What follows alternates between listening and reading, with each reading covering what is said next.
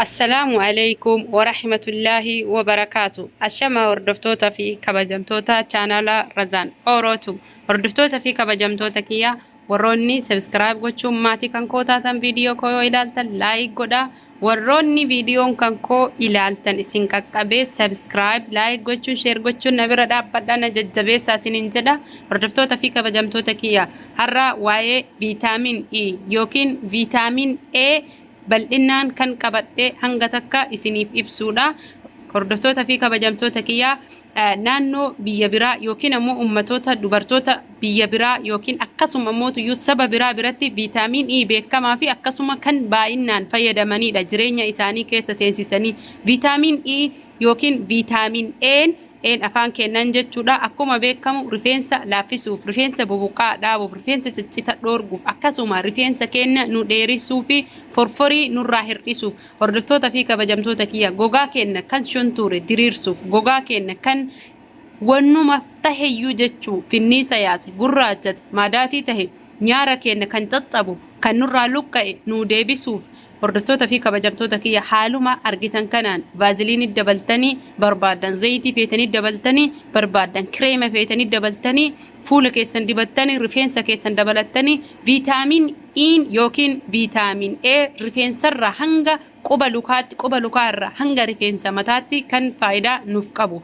Hordoftoota fi kabajamtoota kiyya ummata keenya ummata Oromoo biratti baay'inaan hin beekamne yookiin ammoo hin fayyadamne malee ummanni saba biraas tahee ummanni biyya biraa dubartii keessattuu shamarran biratti beekamaa fi kan yeroo hunda kan qaama isaanii fayyadamanii fi akkasuma kan garaggan nyaatamu jira kan garaggan nyaatanii isaan ummanni biraa jechuudha. Fuula isaanii kan gurraachate kan ofirraa balleessaniin haaluma salphaa taheen gogaa isaanii kan shuntuure kan diriirsaniin akkasuma immoo dullummaa umrii malee nama dhufu kan ofirraa hir'isanii isiniin jechuu barbaade. Viitaamin E yookiin viitaamin A eessatti argamaa Razaan Oorootu jettanii warroonni gaafiin naaf dhiyeessatanii fi tokkoffaa iddoon inni itti argamu mana qorsa aadattis hin argama. Lammaffaa faarmaasiitti argama. Faarmaasii hunda isaa biyya keenyas tahee biyya kamiyyuu hin jira. Hordoftoota fi kabajamtoota kiyya viitaamin E yookiin viitaamin A baay'ee shamarraniif yookiin dubartootaaf waan akkaan barbaachisan akka bishaan nu barbaachisutti viitaamin E yookiin viitaamin A afaan Oromootiin A yoo jenne Ingiliffaan viitaamin E ka jedhudha. Firiidha. Firii isaa keessaa baastanii haaluma salphaan marfeen urtanii yookiin marfeen qaawa itti gootanii haala amma bifa kana fakkaatuun cuunfitanii waan barbaadanii dabaltanii dibachuu dandeettan. Haala kana fakkaatuun illee qodaanis kan qophaa'ee hin jira jechuudha. Irra caalaa ammoo kan fayyadame ani kan akka kiniinii kana waan taheef haaluma amma isin argitan kanaan akka barbaadanii jirtanii kunniin gatiin isaa ol ka'aa yookiin ammoo tuyyuu widdii waan taheef jecha ani kan akka kiniinii kan gatiin isaa bareedaa tahee fi madaalahaa tahee namni keenya fayyadamuu danda'u yookiin bitachuu danda'u kan isiniif fide jechuudha. Hordoftootaaf kabajamtoota kiyya amma isiniif ife yookiin isiniif galee jedhee yaada abdii qaba. Kanaaf hundi keenya dubartoonni keenya shamarran keenya qaama keenyaaf rifeensa keenyaaf fuula keenyaaf harka keenyaaf akkasuma hordoftoota fi kabajamtoota kiyya harka keenya kan aanguu harkaa yookiin ammoo qubaa irratti keessattuu shamarran keenya kan biyya Arabaa dalaydan wantoonni manaan qulqulleessitan akkasuma immoo mana fincaaniitiin hiqaan dheeyitan baay'ee kan harka keessan isin kukkutee fi akkasuma isin goggoyse laafifachuu yookiin ammoo harka keessan kan isin ciccite deeffachuu kan isin shuntuure diriirfachuu warroonni barbaadan waan fayyadamtan baaziliinii tahuyyuu wannuma barbaadan kireema barbaadan irraa fayyadamaati. Viitaamin E itti cuunfaa yookiin viitaamin E qodaan saamsame bitaatii itti qicaa walitti makaa dibadhaa isiniin jedha. Hordoftoota kabajamtoota kiyya viitaamin E hedduu nu barbaachisaa akka bishaanitti jireenya keenya keessa seensisuu qabna.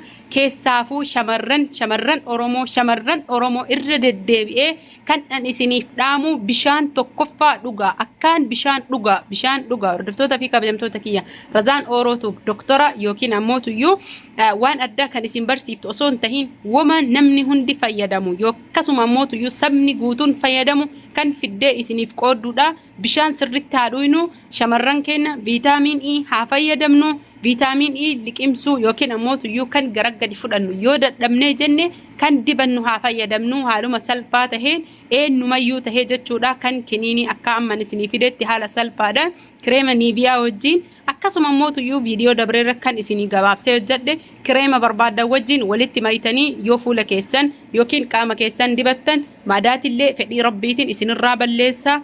Inshaallah itti amanaati fayyadama viitaamin E haa fayyadamnu viitaamin E haa fayyadamnu irra deebi'ee bishaanii fi viitaamin E shamarran kennaaf hedduu barbaachisaadha.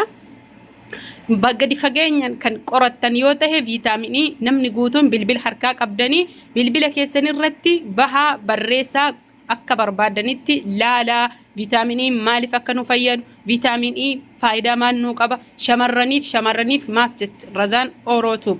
Viitaaminiin shamarraniif maal fayyada bishaan maal fayyada kan jedhuuf shamarran gogaan kenna uumamaan lallaafaa fi akkasuma mootuyyuu kan argitanii waan ulfaataa tokko hin dandeenye waan taheef irra deddeebi'ee an shamarran isiniin jedha rifeensa kennas dheeressuuf laaffisuuf ciccita dhorguuf bukaa dhorguuf waa hedduuf gogaa rifeensa kennaa qulqulleessuuf kan nu fayyaduudha. Viitaaminiin hundi kenna haa fayyadamnu asumaan hanga viidiyoo biraatti walitti deebinutti subscribe like share gochuun Razaan Orootuub bira dhaabadhaa isiniin jedha. Subscribe maaliif hin goone like maaliif hin goone Oromootiya viidiyoo maaliif share namaan goone isiniin jedha.